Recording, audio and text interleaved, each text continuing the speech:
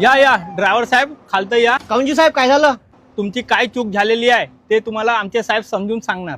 नमस्कार साहेब. अहो ड्रायव्हर साहेब, तुम्ही कुठल्या लेननं चालत आहे? आमची गाडी 15-20 मिनिट पासून तुमच्या गाडीच्या मागेच आहे. तुमचा ट्रक हा कंटिन्यू मधातल्या लेननं चालतोय.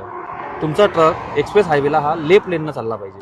हायवेवरती लेन आणि स्पीडबद्दल बोर्ड्स लावलेले असतात. हे बघा, आपल्याजवळ 3 लेन आहेत. लेफ्ट लेन म्हणजेच आपली डावी लेन ही ट्रक आणि बससाठी असणार. मिडल लेन म्हणजेच मधातली लेन ही कारसाठी असणार.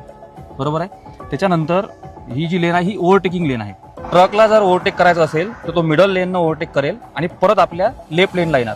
कारला जर ओव्हरटेक करायचं असेल तर तो राईट लेननं ओव्हरटेक करेल आणि परत आपल्या मिडल लेनला येणार.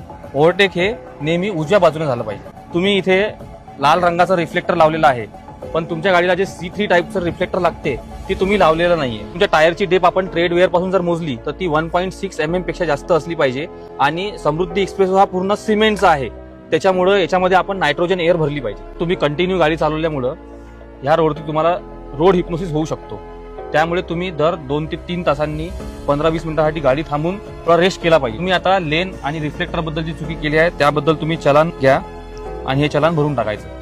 ठीक आहे सर, आम्ही आणि लक्षात ठेवू आम्ही की ट्रक कुठून चालवला पाहिजे, गाडी कुठून चालवली पाहिजे आणि अशी चुकी नाही होणार आता.